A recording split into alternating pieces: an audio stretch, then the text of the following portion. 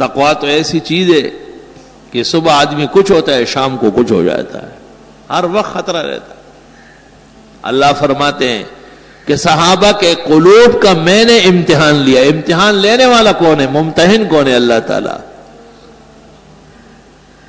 اور نتیجہ کیا نکلا؟ لہم مغفرۃ، ان کی بخشش ہو گئی، واجر عظیم، اور ان کے لیے اجر ہوگا بہت بڑا۔ اوہو، سب کے سب اول آئے ہیں۔ اجر عظیم کا تو یہ مطلب ہے کہ اس سے آگے کوئی درجہ ہے ہی نہیں۔ جب صحابہ کرام رضوان اللہ علیہم اجمعین کے بارے میں قرآن کہتا ہے کہ یہ امتحان میں کامیاب ہوئے ہیں، یہ اللہ سے ڈرنے والے ہیں، یہ تقویٰ کے معیار پر پورے اترے ہیں، اللہ نے ان کی مغفرت کر دی ہے اور ان کے لیے بہت بڑے اجر کا فیصلہ ہوا ہے، تو صحابہ کرام کی شان میں ان کے مقام اور ادب کے خلاف کلمہ کہنا، یہ اپنے ایمان اور انجام کو برباد کرنے کے مترادف۔ محرم کا مہینہ ہمارے ملک میں صحابہ کے خلاف منایا جاتا ہے، کیونکہ یہود نے ایک سازش کی تھی کہ اگر یہ خلافت خلفائے راشدین کی قائم رہی تو دنیا سے عیسویت اور یہودیت ختم ہو جائے گی۔ اس کے لیے ایک ایسا راستہ اختیار کیا گیا، حضرت علی اور ان کی آل و اولاد سے محبت اور عقیدت کا راستہ، جو حقیقت میں ان سے اور اللہ اور رسول سے دشمنی کا راستہ تھا۔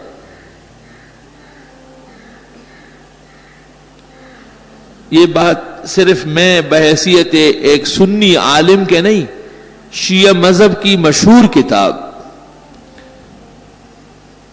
معرفت و اختیار الرجال، جس کو یہ لوگ رجال کشی کہتے ہیں،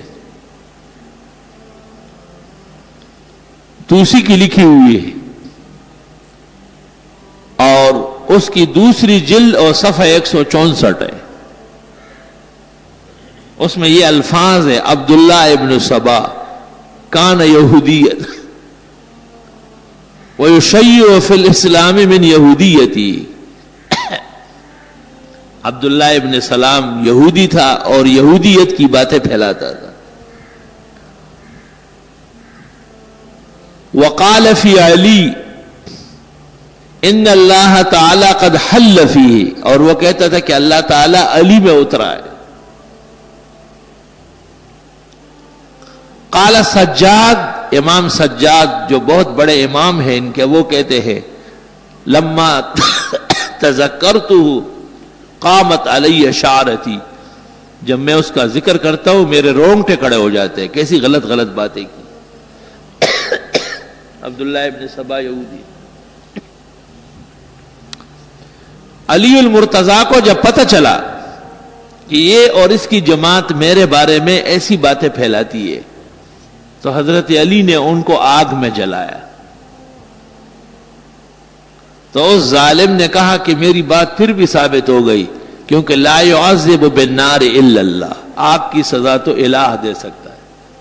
آج ہندوستان میں مسلمانوں کو جلا رہے ہیں، تو عبداللہ ابن سبا کے عقیدے میں سارے ہندو اس کے خدا ہے۔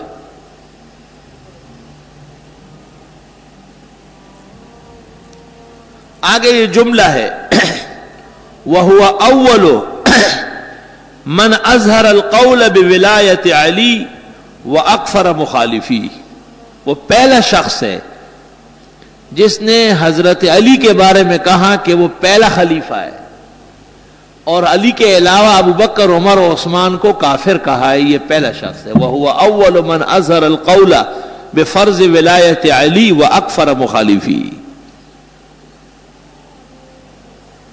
آگے سن لو، وَكَانَ يَهُودِيًّا، وہ تھا پکا یہودی، اپنے آپ کو اس زمانے کا شیعہ ظاہر کیا تھا۔ فَلِذَا قِيلَ، اس لیے کہا جاتا ہے ان التشیع ماخوذ من اليہودیہ، کہ شیعہ اور یہودی مذہب ایک چیز ہے۔ ایک چیز ہے، جو کام یہود مسلمانوں کے خلاف کرتے ہیں وہی کام روافض کرتے ہیں۔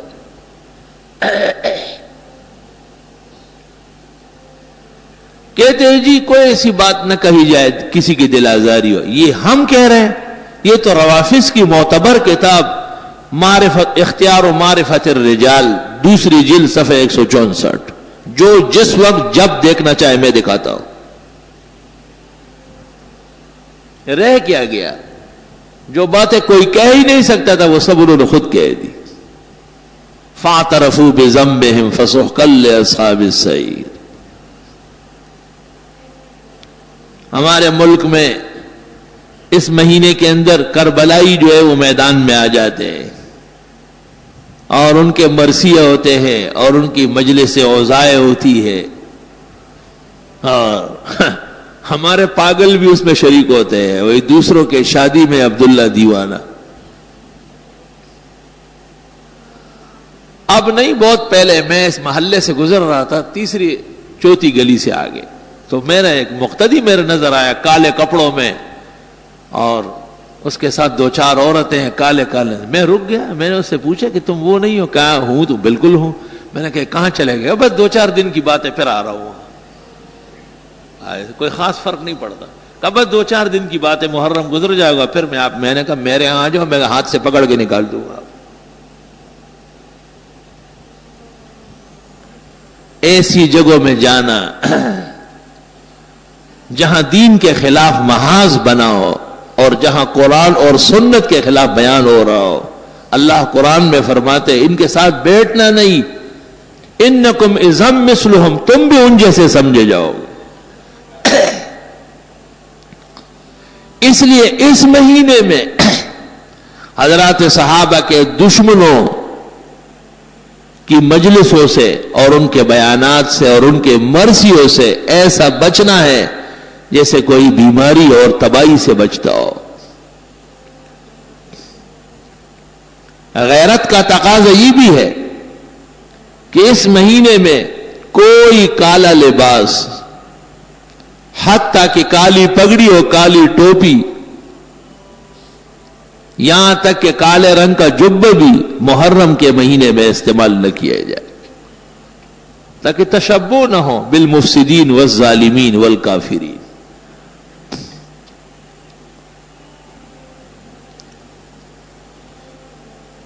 حضرت علی رضی اللہ تعالی عنہ اسلام کا ستون ہے، اور حسن و حسین مسلمانوں کے دل اور جان کے ائمہ ہیں، خیر کے قائدین ہے۔ وہ فاطمہ الزہرا جنت کی مسلمان عورتوں کی سردار ہے، ان کے آداب اور اکرام میں ہمارے ہاں کوئی کمی کسی درجے میں بھی برداشت نہیں، لیکن ان کا ان سے کیا تعلق ہے؟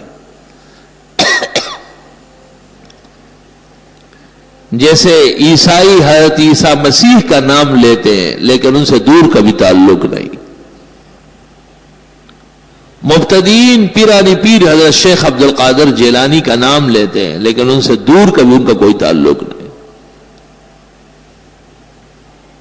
اس طرح یہ لوگ حقیقت میں عبداللہ ابن سبا کے مشن پہ چلنے والے ہیں، جن کو اس کی بدعملی اور بد اعتقادی کی وجہ سے حضرت علی نے آگ میں جلایا ہے۔ ان کی سزا بھی حضرت علی کے عمل سے معلوم ہو گئے۔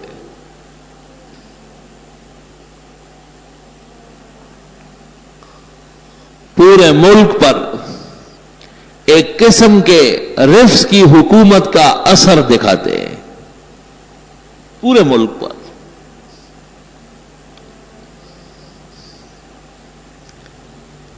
ان کے جو مقامات ہے، حکومت کی مشینریاں ان کی خدمت کرتی ہے، اہل سنت کے ٹیکس وصول کر کے ان کے ہاں کروڑوں روپے کے جنریٹر جلاتے ہیں، اور سرکاری خرچے پر ان کی اوبگت کی جاتی ہے۔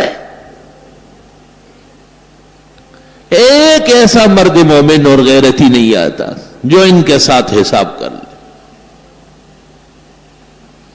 ادھر ایران دیکھو، تہران میں یہود کا معبد ہے، عیسائیوں کا چرچ ہے، مجوسیوں کی آتش کدے ہیں، ہندو اور سکھوں کے مندر اور گردوارے ہیں، لیکن مسلمانوں کو مسجد بنانے کی اجازت نہیں،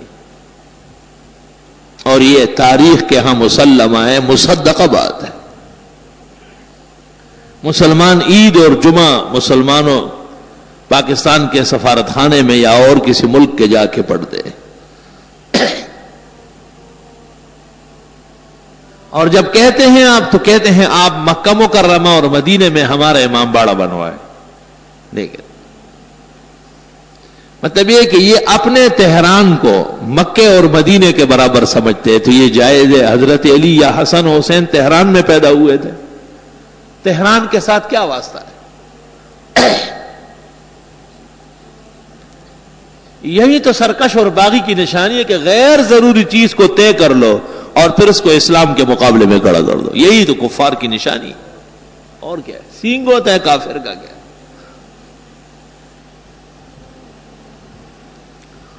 بہرحال مسلمانوں کا فرض ہے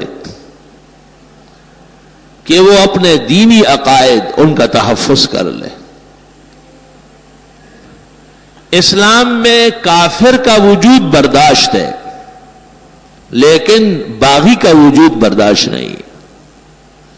اس لیے جو لوگ اسلام لائے ہیں اور پھر وہ اسلام چھوڑ گئے تو انہیں مسلمان نے کہا اسلامی حکم یہ ہے کہ انہیں قتل کیا جاتا ہے، یہ باغی ہے، سرکش ہے۔ لیکن جو ہندو اور سکھ یا یہودی اور عیسائی آباد ہے وہ رہ سکتے ہیں، ان کا وجود برداشت ہے۔ وجہ یہ ہے کہ اسلام کو اور اسلامی عقائد و اعمال کو جو تکلیف اور صدمہ باغی اور سرکش سے پہنچتا ہے وہ کسی اور چیز سے نہیں پہنچ سکتا ہے۔ اس لیے محرم الحرام کا مہینہ دشمنوں کے طور طریقوں سے منانا جائز نہیں۔ حضرت حسن اور پھر ان کے بعد ان کے بھائی حضرت حسین رضی اللہ عنہما اپنے قافلے سمیت سن 62-63 ہجری میں کربلا میں شہید ہوئے اور ان کی شہادت اہل سنت کے ہاں مسلمہ ہے۔ ابن تیمیہ منہاج السنت النبویہ فی رد الشیعۃ والقدریہ میں لکھتے ہیں والحق ان الحسین قتل مظلوما، واقع حسین کے ساتھ ظلم ہوا، لیکن اس کا یہ مطلب ہے کہ آپ بند روڈ بلاک کر لیں اور بنس روڈ پر رونا دھونا شروع کر لیں۔ قتل کس نے کیا یہ تو پتہ کرے پہلے۔ ان کی تواریخ سے ثابت ہے کہ قتل ان کے بڑوں نے کیا ہے۔ قتل تو یہود و نصارہ کرتے ہیں، آج پورے عالم کو کس نے اپنی کنیز بنایا ہے اور غلام بنایا ہے؟ یہود و نصارہ۔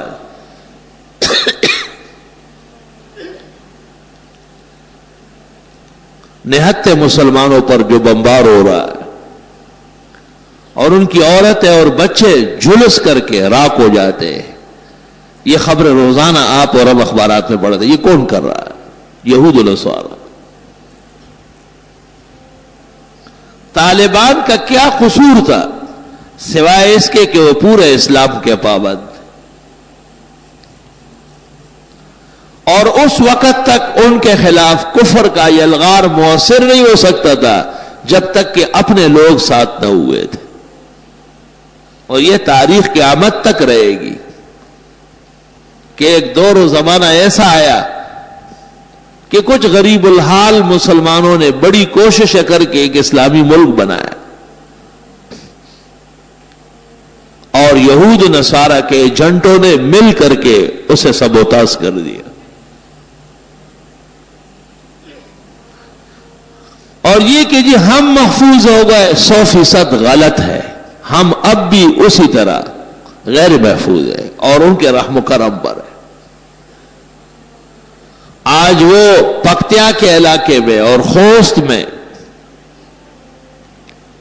فارسی اور پشتو میں لکھے ہوئے پرچے گرا رہے ہیں کہ طالبان اور القاعدہ سے ہٹ جاؤ ورنہ مرنے کے لیے تیار ہو جاؤ۔ وہ وقت دور نہیں ہے کہ یہی پرچے یہاں کراچی اور لاہور اور اسلام آباد میں گریں گے کہ تمہارے ہاں بھی طالبان اور القاعدہ کے لوگ ہیں، ان کو ہمارے حوالے کر دو ورنہ مرنے کے لیے تیار ہو جاؤ۔ جو جلاتا ہے خود اس کو بھی جلنا ہے ضرور، شمع جل جاتی ہے پروانے کے جل جانے کے بعد۔ جو دوسروں کے قتل عام پر راضی ہو وہ کبھی بھی بچ نہیں سکتا۔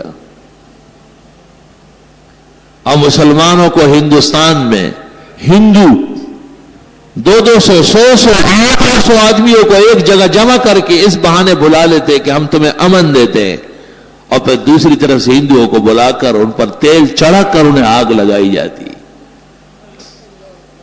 یہ سب ہم پڑھتے ہیں اخبارات میں۔ خدا جانے کہ وہ ہماری غیرت اور وہ جذبہ ایمان کہاں چلا گیا۔ قلب میں سوز نہیں، روح میں احساس نہیں، کچھ بھی پیغام محمد کا تمہیں پاس نہیں۔ اور ہمارے ماسٹر صاحب نے صرف ایک بیان داغا، بڑا افسوس ہے، ہندوستان کو خیال کرنا چاہیے۔ یہ بیان ہے، یہ بیان تو اس شخص کا ہونا چاہیے جو کسی ایک کمرے اور ایک گھر کا بڑا ہو۔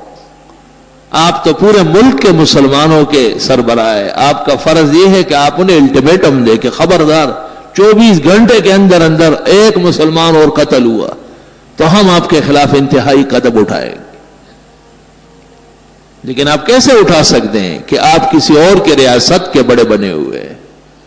ریاست امریکہ کی ہے اور ہم اس کے رعایا ہے، اور یہ اس رعایا کا ماسٹر صاحب ہے۔ فلا حول ولا قوت الا باللہ۔ افسوس، ہمارے بڑے لکھے پڑے لوگ آ جاتے ہیں اور وہ جب بات کر لیتے ہیں تو پتہ چلتا ہے کہ صرف قد و قامت میں بڑا ہے، عقل میں صفر ہے۔ بظاہر انگریزی کی بہت بڑی ڈگری اس کے پاس ہے، لیکن دین میں ایک طفل مکتب کے برابر نہیں ہے۔ غیرت اور ایمان حقیقت میں ایک ہے، ان الغیرت من الایمان۔ علماء کو کہا جاتا ہے کہ آپ منبر سے جمعوں کے خطبوں میں دل آزاری نہ کریں۔ ان کی دل آزاری ہوتی ہے جو اپنے ہاں صحابہ کو کافر اور حضرت عائشہ کو زانیہ اور قرآن کو من گڑت کتاب کہتے ہیں، وہ خیر ہے، وہ ان کا عقیدہ ہے۔ اور اگر ہم یہاں سے کہیں کہ یہ جھوٹ بول رہے اور غلط کہتے ہیں اور یہ کفار کے عقیدے ہیں تو یہ دل آزاری کی بات ہو گئی۔ فإلی اللہ المشتکا۔ وہ تو اپنے ہاں ام المومنین عائشہ صدیقہ اور عثمان اور عمر اور ابوبکر صدیق جیسے کبار اہل ایمان کے خلاف بیان دے، یہ ان کا عقیدہ، اجازت ہے انہیں۔ اور اگر ہم لوگوں کو یہ کہیں کہ یہ جھوٹ بول رہے، غلط بیانی کرتے، ان کے کسی عقیدے اور فکر کا اسلام میں ثبوت نہیں، تو کہتے ہیں او ہو آج پھر بڑی دل آزاری کی باتیں کہیں۔ پتہ نہیں دل کس کو کہتے ہیں اور آزار کس کو کہتے ہیں، یہ کمکلوں کی باتیں ہمیں سمجھ نہیں آئی۔ اگرچہ بت ہے جماعت کے آستینوں میں، مجھے ہے حکم ازاں لا الہ الا اللہ۔ صحابہ کرام رضوان اللہ علیہم اجمعین کی عزت اور ناموس بیان کرنا یہ قرآن کا حکم ہے۔ یا ایھا الذین آمنوا اتقوا اللہ وکونوا مع الصادقین، اے ایمان والو اللہ سے ڈرو اور سچوں کے ساتھ ہو جاؤ۔ سچے کون ہیں؟ صحابہ کرام، جن کی تصدیق قرآن و سنت نے کی۔ امام جعفر صادق سے کسی نے پوچھا، جن کو یہ لوگ اپنا امام سمجھتے ہیں، کہ تلوار کا دستہ سونے یا چاندی کا ہو سکتا ہے؟ تو انہوں نے کہا کہ ہو سکتا ہے۔ کہا دلیل کیا ہے؟ کہا کہ ابوبکر صدیق کی تلوار کا دستہ چاندی کا تھا۔ تو سرافیزی نے کہا کہ اوتقول لہ صدیق، آپ بھی ان کو صدیق کہتے ہیں؟ تو امام جعفر صادق نے کہا اقول لہ صدیق صدیق صدیق ومن لم یقل لہ صدیق فلا صدق اللہ فی الدنیا والآخرہ۔ میں تو حضرت کو صدیق کہوں گا، جو ابو بکر کو صدیق نہ مانے اللہ اس کو دونوں جہانوں میں جھوٹا کر۔ یہ تو دونوں جہانوں کے جھوٹے ہو چکے ہیں اپنے اماموں کی بد دعاؤں سے۔